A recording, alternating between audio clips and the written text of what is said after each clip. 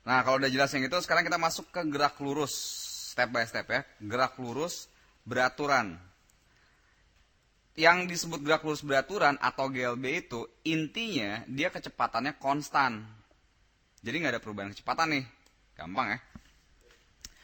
Nah, yang namanya kecepatan konstan, berarti kan kalau gitu kecepatannya kalau awalnya udah 20 meter per second, ya udah segini aja terus. Oke, ya kecepatannya konstan. Nah, kalau gitu, kalau misalnya gue mau nanya, oh kalau gitu berapa jarak yang ditempuh setelah 3 detik? Gampang banget kan? Kecepatannya 20 meter per detik. 1 detiknya 20 meter. Kalau 3 detik berapa? Ya udah sih 20 dikali 3 detik berarti 60 meter per 60 meter udah gitu ya. 60 meter. Perumusannya gimana? Kita tahu tadi kecepatan itu, kecepatan rata-rata kan delta S per delta T gitu kan? Ya udah dari sini kita tinggal proses deh. Kalau ditanya perpindahannya berarti apa? Oh, tinggal V kali delta T. Gitu. Kalau ditanya delta T-nya, ya udah tinggal delta S per V. Nah, ini gerak lurus beraturan. Nah, sekarang, nah yang serunya nih, gue pengen coba lo analisa dari sisi grafik. Ini gue hapus. Sekarang gini, kalau grafiknya ini, misalnya ini grafik kecepatan, ini T. Kalau namanya konstan, yang namanya konstan, mana yang kita pakai? Grafik konstan bentuknya gimana nih? Apakah dia bakal garis lurus gini, V-nya? Atau apakah dia bakal linear kayak gini? Pilihan 1 apa pilihan 2? V-nya konstan, berarti yang 1 jelas. Ya. Tahu dari mana nih? Karena apa? Namanya V konstan. Kalau dia awalnya V-nya 20 meter per second, dia nggak boleh berubah kan? 20 meter per second terus kan? Kalau naik aja V-nya udah bukan 25 lagi, 20 lagi, jadi 25 misalnya. Salah. Jadi V-nya konstan.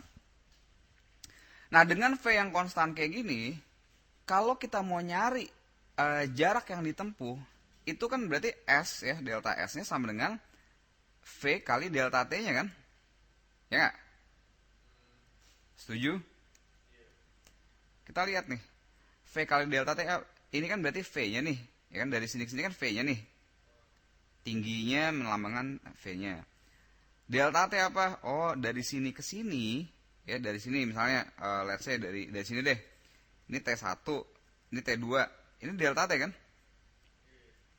Ya. Selang waktu inilah delta T. Kalau gitu, jarak yang ditempuhnya V kali delta T, lo perhatiin. Nih, perpindahannya nih. Kebetulan sama lah perpindahan jarak dalam kasus yang ini. Itu adalah luas persegi panjang di sini, luas persegi panjang, ya nggak? Coba tingginya itu dari sini ke sini V, ya ini anggaplah persegi panjang, miring-miring dikit gitu kan. Tingginya V, panjangnya delta T kan? Nah, lo lihat berarti kalau gitu delta S ya, perpindahan atau jarak tempuhnya adalah V kali delta T. Dari analisa grafik, kalau gitu kita bisa bilang bahwa jarak tempuh atau perpindahannya adalah luas di bawah kurva kalau kurvanya itu V terhadap T. Terbukti kan nih? Bisa ya? Oke. Nah, tadi untuk V yang konstan, GLBB ini masih V konstan. Kita udah bisa gambarnya, set. Ini V, ini T. Oh, V-nya konstan, berarti kalau gitu ya udah dia nggak berubah gini. Sekarang bisa nggak lo gambarin grafiknya, tapi kali ini S terhadap T. Perpindahannya apa? Posisinya, grafik posisi terhadap waktu, bukan kecepatan terhadap waktu. Oke, bisa? Akan bentuk seperti apa dia? Apakah S-nya juga bakal ya? Apakah bakal kayak gini? Atau bakal linear gini?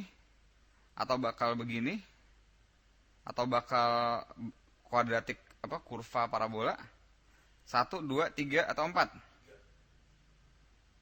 3 atau 4? Atau 2 atau 1 apa?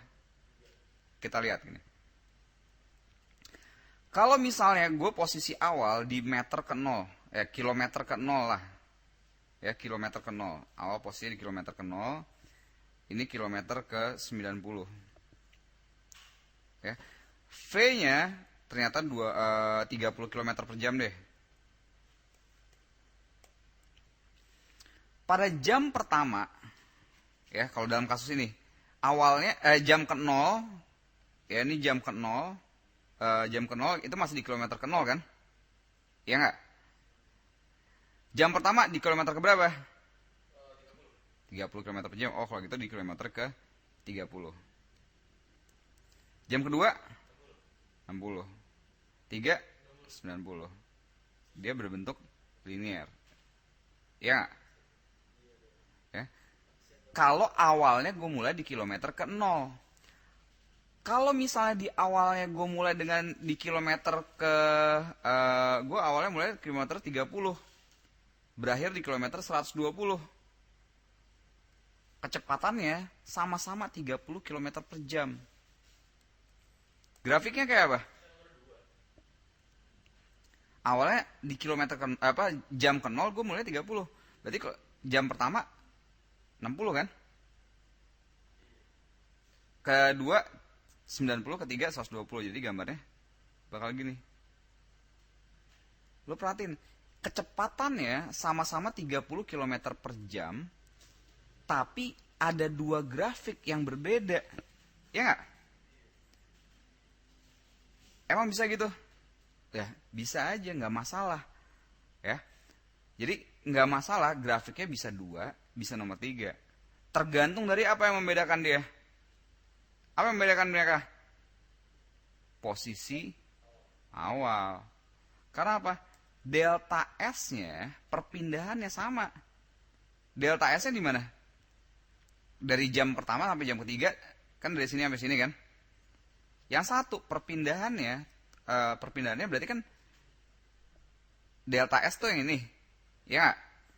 Kalau untuk kasus yang ini, yang satu, yang kedua, delta S yang mana? Awalnya di sini, akhirnya di sini. Berarti perpindahannya yang dari sini ke sini kan? Gitu. Nah, delta S ini sama-sama 90 km. Walaupun posisi awalnya berbeda, tapi perpindahannya sama-sama 90 km. Ngerti ya?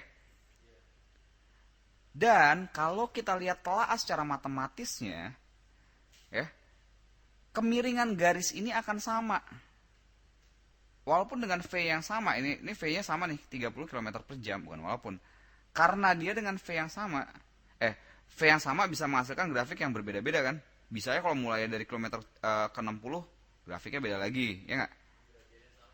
Tapi apa yang sama nih? Perhatiin, gradiennya semua sama, dia sejajar. Kenapa bisa? Kita lihat kemiringan garis kan kalau di matematik delta Y per delta T. Delta Y per delta X itu gradien kan, M kan.